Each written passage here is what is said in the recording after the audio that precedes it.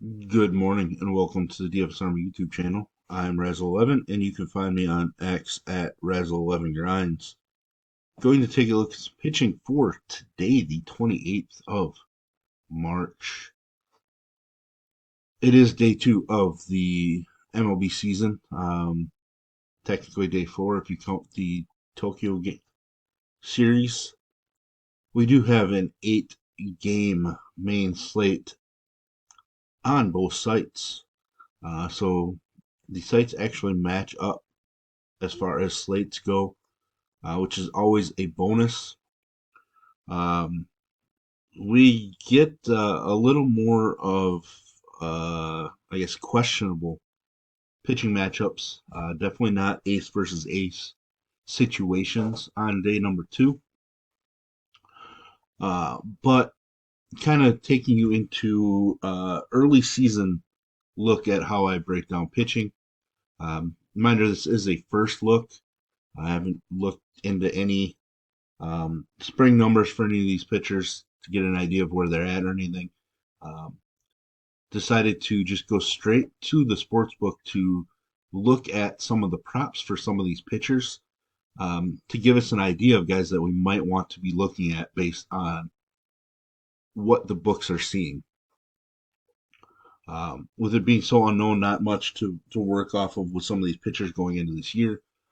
We have to rely on more information than we might if it was mid-season. So we're going to take a look here. First looking game lines wise, um, try to see any massive favorites. Mitch Keller's a minus 148 favorite, not really massive. Luis Castillo, a minus 155 favorite, and Yamamoto, a minus 225 favorite. So the two highest favorites, Castillo, Yamamoto, two of the guys that I would normally be very interested in, anyways. So it does fit. Both of those games, game totals of 7. That matches another one here that I'm interested in. Pitchers from the San Diego Atlanta game, game total of 7.5. Juices on the under. Um, Always something nice to see. Every other game has a total 8 or above on this particular slate of action. So I do think we do see some runs today, but it's debating on where those are going to come from. So we slide over to the pitching props. So based on those game lines, we already see a few names that we're going to like. Problem is, we need to find some other guys to include in our pool to kind of round out an actual pitching pool. Um, as it's taking forever to load here. The most expensive guy on the DK slate uh, is actually Dylan Cease, um, who is the 5th most expensive pitcher on FanDuel. So it's an interesting thing to see. He's actually the same price on both sites. Um,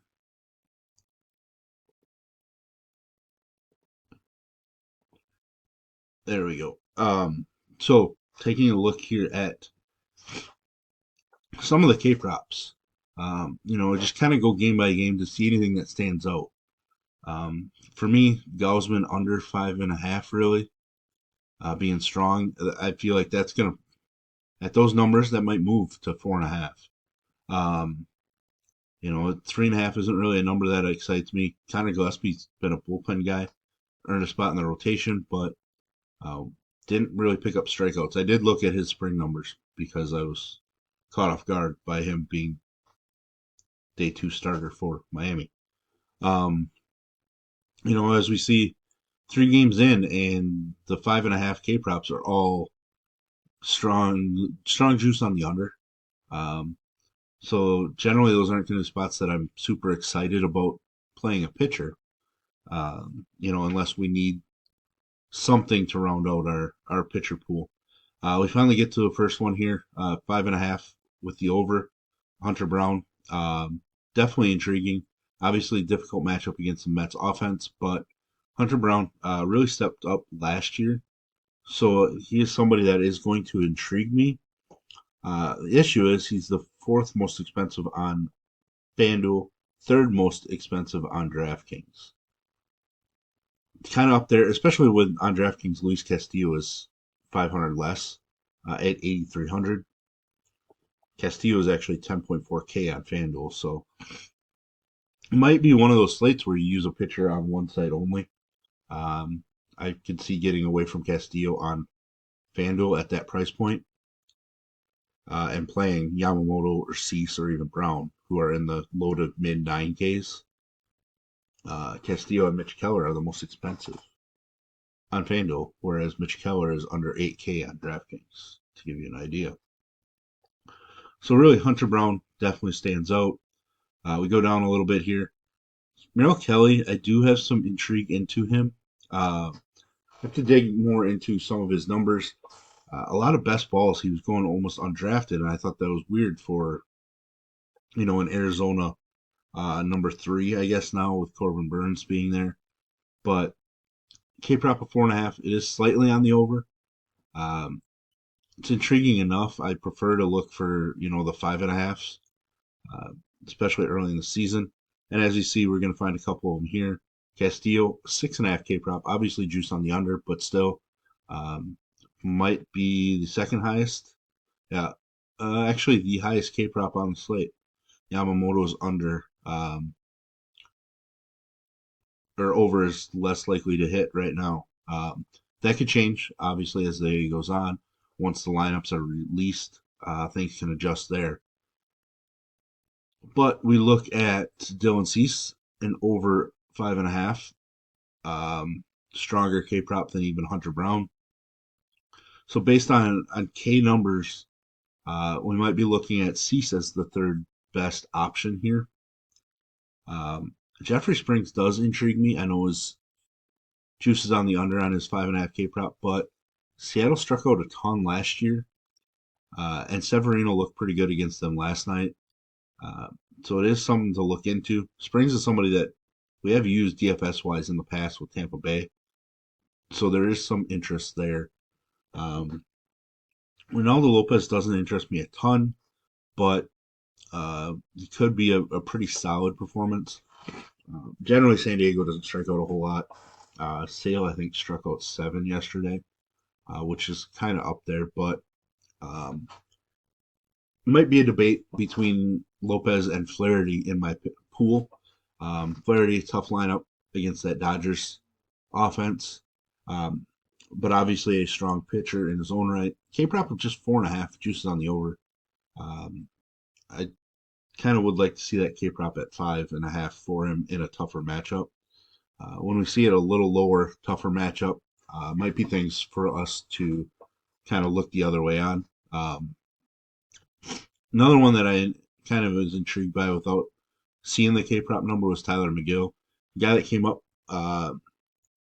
last year into the season and actually had some really strong starts. Surprisingly, a couple near 30s, I believe. He actually shut down the Dodgers early season last year for over a 31 fantasy point performance. He's just 6K on DraftKings, and as you know, I don't like to just punt pitching, but he's somebody that has 30 plus upside. He's done it multiple times at the major league level, and the fact that he's just 6K, super intriguing to me. Another guy that is intriguing, tougher matchup, Jack Leiter, had an atrocious major league debut last year, but his velocity was up in spring, won a job in the rotation, actually looked strong this spring. Might be somebody that I'm willing to take a little gamble with on this slate. If I do, he's basically going to be the last man in on my pool. Another thing I really like to look at now here is the odds to record a win. It looks like we're missing some of the pitchers, so we're going to have to check back on these throughout the day to get some updated numbers. Hunter Brown plus 205 was tied with Tyon, which is weird because I think Arizona's favored in that game. They are. So it's a weird dynamic there, but As you see, Luis Castillo and Yamamoto both plus 135 to earn the win.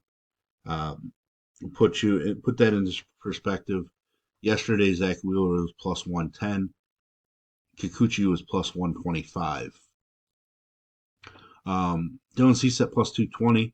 Uh, be interesting to see what Ronaldo Lopez is. He might be in a similar range. Uh, but I just like to see some of these, especially early in the season.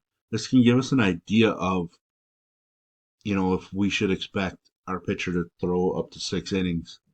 I know you only need 5 to pick up the W, but just length. We pair this with outs recorded numbers here. Really gives us an idea. As you can see, we're missing some pitchers yet. Obviously, it is 8 in the morning, so these numbers will populate throughout the day most of the time. But the big one here, the one that stands out, Luis Castillo juices on the over 17 and a half. That 6 innings is 18 outs, so they're basically saying right now they believe that Castillo is going 6 innings. Uh, Jeffrey Springs here, it looks like his inning ceiling probably going to be about 5 innings. Can we take that? Probably. Yamamoto ceiling 5 to 6 innings. Obviously, if everything goes well, they could certainly go 7. It is Yamamoto's second start. That's going to help. Hunter Brown, uh, probably a 5 to 6 inning guy. So we're looking for length out of our pitchers, especially early in the season. We're trying to find that spot where we get a couple extra innings compared to our opponents. Innings equals points from a pitching standpoint, as long as they don't obviously get lit up. Gausman over 16 and a half. A little shocking against the Baltimore team that just put up a bunch of runs yesterday, but we obviously could see them fall flat. I haven't looked at Gausman's history against Baltimore. Obviously, he has some revenge narrative with Baltimore, so it's an interesting spot. We know he has the upside, so he's somebody that I need to consider because I think people are going to be on the Baltimore bats. But these Vegas numbers here, or DraftKings numbers technically, um, show me that it might be a decent spot for us on this particular slate. But there we have it. There we kind of went over some of the pitching options for today in a first look effort to get an idea of where we want to dig in more. Obviously, as the day goes on, I dig in more to each of the pitcher on the slate. It's not just the ones that I highlighted here, but it at least gives me a train of thought going into that. Uh, and it's easier to research when you are focused on some different things rather than just going into it blind and kind of getting confused on what the numbers are telling you. This is leading me in a pretty positive direction. Uh, Pretty clear spots for me initially. So we'll fine tune that research as the day goes on, and we'll put together a pitching pool for everybody over at DFS Army, and we'll go from there. So, but thanks for checking it out. If you could, please hit the like button, hit the subscribe button, turn that notification bell on, get the alert anytime we drop videos here at DFS Army.